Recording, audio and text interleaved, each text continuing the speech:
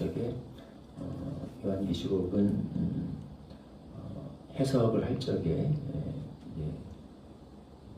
보통 우리가 조금 좀 어려운 얘기를 좀 해서 좀 죄송하긴 합니다만 이게 과거주의 또 미래주의 역사주의 그러니까 어떻게 이것을 보느냐에 따라서 조금씩 견해가 나누어지긴 합니다. 그래서 쉽게 말하면 이것은 진짜 어떤 사람들은 진짜 먼 미래 종말의 마지막 미래에 일어날 그 일들에 대해서 아직 여기에 기록된 것은 하나도 일어나지 않은 일이다. 그걸 기록한 책이다라고 보는 사람이 있고, 그 당시에 이제 요한이 그것을 받았을 적에 그 미래주의자 중에서도 받았을 적에 곧 일어나게 될, 그러니까 같은 미래라도 곧 일어나게 될 일을 기록한 책이다. 그러니까 우리 시점에서 보면 이미 다 일어난 일들이다. 이렇게 보는 해석도 있고, 그래서 이걸 이제 과거주의, 미래주의 뭐 다양하게 이야기를 합니다.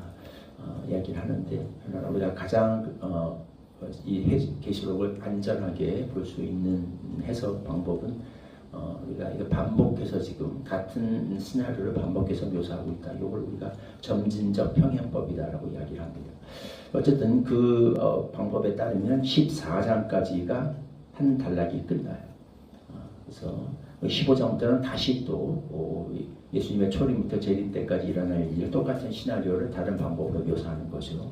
이렇게 해석해 보자면 오늘 14장의 마지막 본문은 이제 예수님이 최후의 마지막에 오셔서 이루게 될 예수님의 재림과 최후의 심판에 대한 그런 내용을 기록하고 있다라고 우리가 그렇게 해석할 수 있겠습니다. 15장에 가면 내일 아침에 또다시 보면 또 마지막 7 대접의 환란이 또 시작되는 것처럼 이렇게 보여지고 있는데 그러나 그 이전에 14장에서 한번 이 전체적인 시나리오가 끝나고 15장은 다시 그것을 되돌려서 이렇게 이야기하고 있다. 물론 이 점진적 평행법이기 때문에 뒤로 갈수록 조금 더 종말에 관한 그런 그 미래의 성격이 좀 더 강해지는 그런 수사법이 나오긴 합니다. 어쨌든 그러나 기본적인 틀은 그렇다는 거예요. 그래서 보면 오늘 말 그대로 이제 마지막 수학이 이루어집니다. 그래서 그 앞까지 우리가 좀 내용을 보자면 이 땅에 이제 남겨진 성도들에게 임할 그 환란, 시련에 대해서 쭉 묘사가 되어 있었죠. 여자와 용에서부터 시작이 돼서 이 여자를 어떻게 용이 집어삼키려고 했는가. 그 아이들의 출생을 방해하려고 했고 못 막으니까 결국 남아있는 여자를 핍박하려고 했고 그 방법을 구체적으로 어떻게 했냐. 적그리스도와 거짓 선지자 두 짐승이 바다와 육지에서 올라오는 걸 통해서 하려고 했습니다. 그걸 통해서 이들을 공격을 했고 그 가운데 인을 받은 14만 4천 명이 믿음의 승리를 거두는 내용이 쭉 기록이 됐습니다. 그래서 이 모든 일들이 다 끝나고 났을 때 결국 결정적으로 어떠한 일이 있게 될 것인가. 그쪽에 보니까 흰 구름이 있고 구름 위에 인자와 같은 이가 앉으셨는데 머리에는 면류관이 있고 손에는 예리한 낫을 가졌더라. 예수님을 가리킨 묘사하는 그런 모습, 연상시키는 그런 모습이죠. 우리 주님께서 낫을 가지고 계신 것을 보게 됩니다. 그때 다른 천사가 성전으로부터 와서 그 구름 위에 앉은 예수님을 그리스도를 연상시키는 그분을 향해서 큰 음성으로 외치죠. 당신의 낫을 휘둘러 거두소서. 땅의 곡식이 다 익어 거둘 때가 이르렀습니다. 이렇게 이야기를 합니다.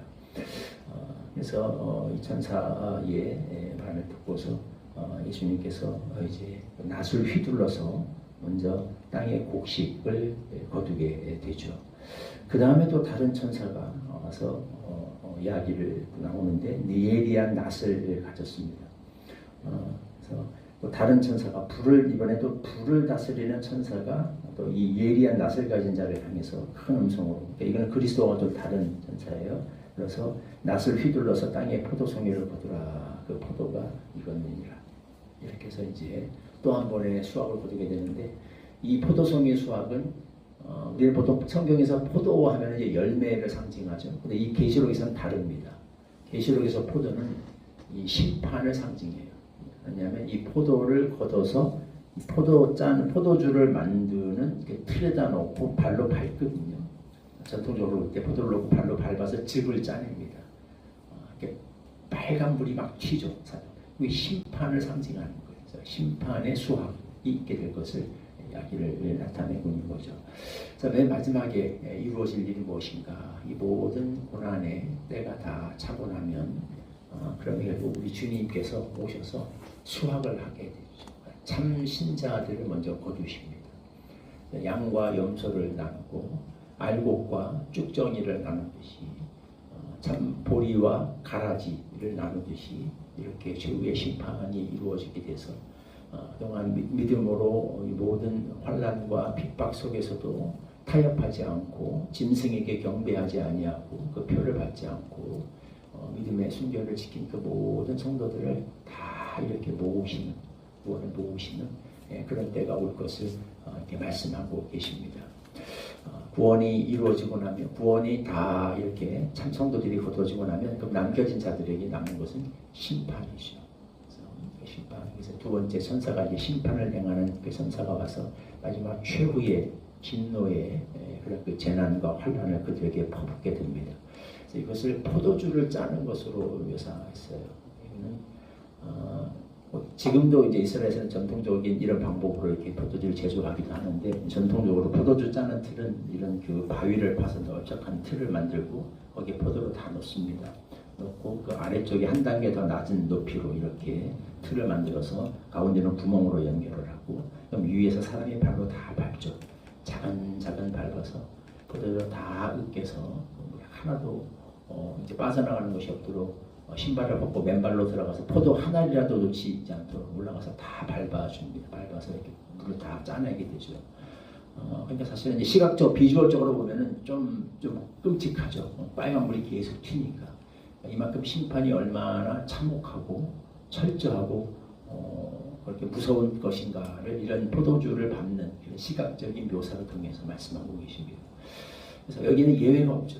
포도나무는 하나까지도 학차까지 다 밟아서 집을 다 짜내듯이 이렇게 하나님의 모든 심판은 빠져나갈 구멍이 없이 다 이루어지게 될 겁니다. 이게 최후의 때에 이루어지게 될 하나님의 구원과 심판에 관한 내용이죠. 그래서 우리 역사는 이 세상의 역사는 끝이 있습니다. 시작이 있으면 반드시 끝이 있게 되어 있어요.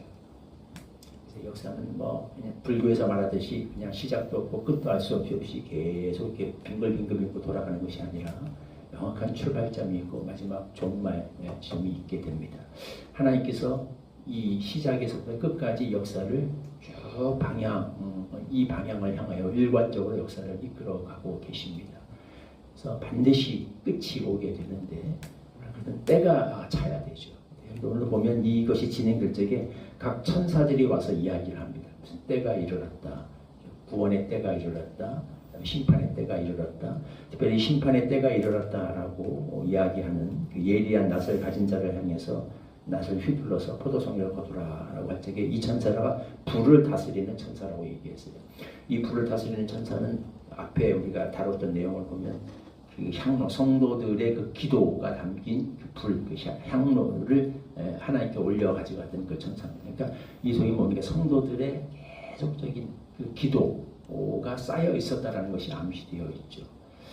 그래서 이 땅에서 성도들이 우리가 받아야 될 모든 시련과 연단을 다 견디어내고 그동안 하나님께서 이 심판을 행하시고 속히 이 정의를 행하실 것을 간절히 밤낮으로 부르짖는 그 기도들이 다 차고 이 일이 모두 다 진행되고 나면 그 때가 차고 나면 하나님의 이제 심판의 계획이 반드시 시행되게 되는 거죠.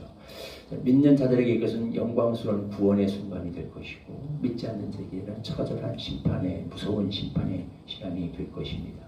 짐승에게 굴복하지 아니하고 경배하지 아니하고 오직 참 경배 대상이신 하나님 한 분께만 경배하며 핍박과 박해와 믿음의 시련을 다 견뎌낸 자들에게 이것은 영광스러운 우리 주님을 영광 중에 감격 중에 바라보는 그런 순간이 될 것이고 믿음의 길을 저버리고 배도의 길을 간 자들에게 이것은 무서운 심판의 시간이 되어서 슬피 울며 정말 이를 가는 그런 어둠의 시간을 맞이하게 될 그 때가 될 것입니다.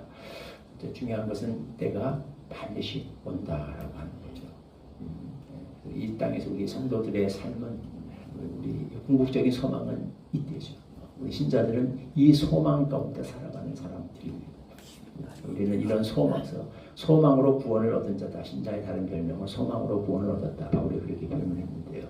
우리의 궁극적인 표현은 이 땅에서 우리가 겪게 되는 모든 일들은 잠시의 그 때가 하나님이 정하신 그 때가 이르기까지 잠시의 과정일 뿐이고 이 과정이 지나고 때가 차고 나면 우리는 반드시 우리의 삶을 하나님 앞에서 결산하게 될 때가 우리의 될 것입니다.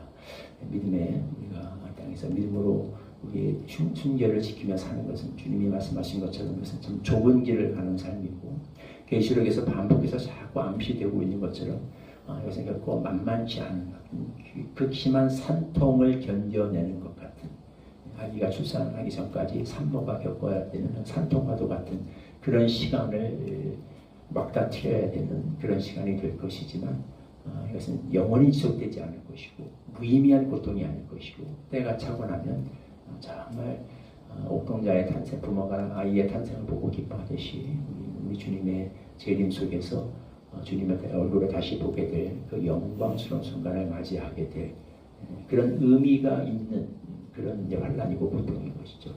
이런 소망 가운데 우리는 하루하루 주님의 재림은 언제 이루어질지 알 수 없어요. 그러니까 그건 뭐냐면 매 순간 내일 마치 주님이 오실 것처럼 그런 자세로 살라는 거죠.